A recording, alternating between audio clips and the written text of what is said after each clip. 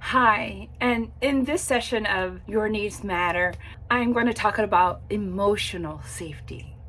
So, welcome back. I am Dr. Jessica K. Hairston. I am a child, adolescent, and adult psychiatrist, and I teach empathy as a skill. So, when I talk about empathy, I'm talking about a person acknowledging their feelings and acknowledging their needs.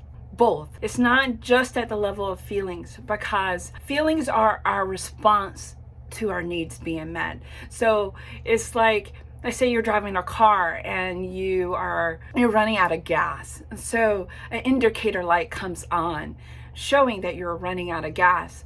So our feelings are like that indicator light. It kind of lets us know what's happening with our vehicle, with what's going on inside. We can't really stop when we look at empathy only at the feelings, because then we don't really solve the deeper problem. So if you only turn off the indicator light and never filled your gas tank with fuel, so if you never purchase gas, then you're going to run out of gas, because you really didn't address the real problem. So this is why it's very important that when we talk about feelings as a part of empathy, that we don't stop there, that we also talk about needs. Because the needs, just like, filling up the tank with gas, that your car needs more gas, unless we address that need, we're gonna run down. We're gonna emotionally run down. And then we're gonna have episodes of extreme overwhelm. We have episodes of sadness, of depression, of feeling worthless.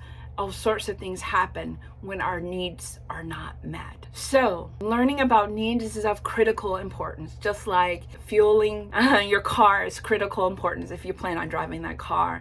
Changing the oil is of critical importance if you have a motor engine, but also recharging that battery if you have an electric car. These all things are of critical importance if you plan on driving a car.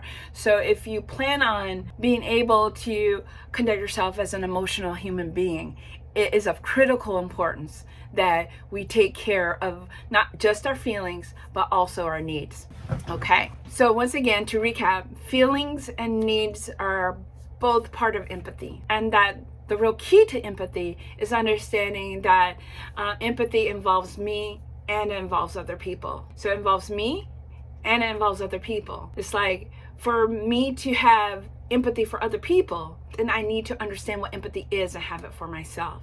And then I can look at the situation equally, so that I'm not making myself greater than someone else, and I'm not making someone else greater than me in importance. That I'm really understanding that we all have feelings and needs, and that they all need to be addressed equally in importance. And so the need that we're talking about this week is emotional safety. Emotional safety is so very important, because we have feelings, and actually we cannot share our feelings with everyone. That we can, and even if we want to, and it's not a good idea. And why isn't it a good idea? It's because other people aren't prepared for that, and they can't necessarily provide the emotional safety that we need. So I tell people all the time that your needs are sacred. They are precious and private. Your thoughts are sacred, precious, and private, and that for you to share them is actually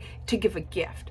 So seeing yourself as giving a gift to someone else. So when we're talking about emotional safety, there are certain things we need to have in place in terms of emotional safety before we can share. So emotional safety, when that need is met, let's talk about that.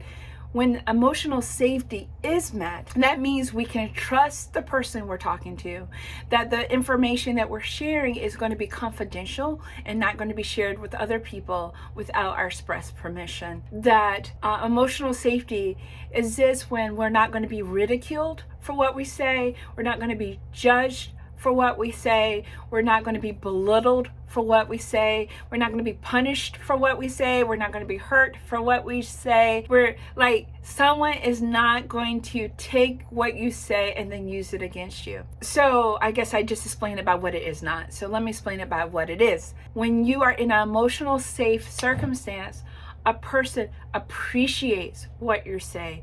They hold it confidential. They don't share it with other people. They value what you say, and they know what you say belongs to you. And then they use what you say to reflect that back to you so that you can help yourself. So the point of sharing things about yourself is so that people can use that to further you, to grow you. So if you think about words being like water, and that how you have to water a plant for it to grow. If you're going to grow and you're going to sprout as a plant, go with this analogy if you would.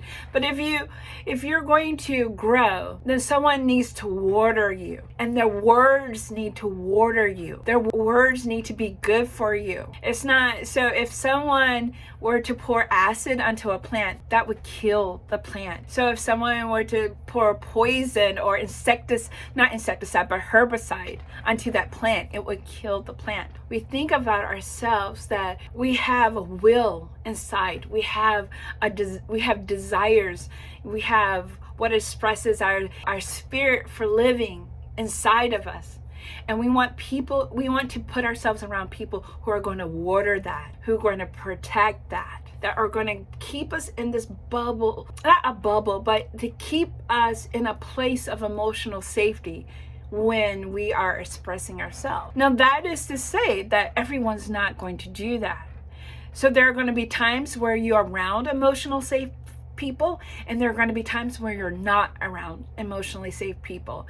And the thing for you to know, as well as myself, but for you to know, is that you need to know who you are around. So if you are around people who are emotionally safe, then you can express. But if you're around people who are not emotionally safe, then it's a better idea not to. But it doesn't mean you shouldn't express yourself. It just means you got to find those people over here who are emotionally safe. You need to find people in your life who can meet your need for emotional safety. And I'm explaining this in terms of emotional safety because there's so many of us who want to turn emotionally unsafe people into emotionally safe people, and we can't do that. So if that emotionally unsafe person is a mother or a father or a sister or a brother or a best friend or a cousin or your coworker or your boss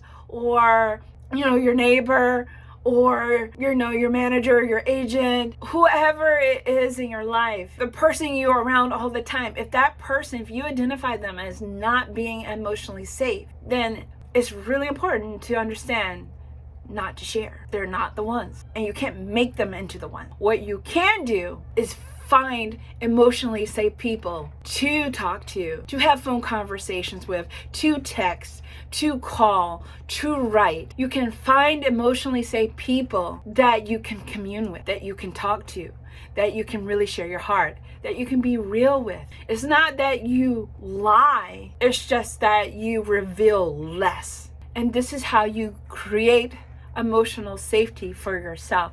This is how you meet the need for emotional safety for yourself, is by finding real, wonderful, valuable, loving, emotionally safe people to be around. They're out there, but you may need to look for them. I hope you found this video helpful. I am J.K. Hairston. I teach empathy as a skill. Please like and subscribe to my page, and I appreciate this time with you, and your needs matter. Thank you so much.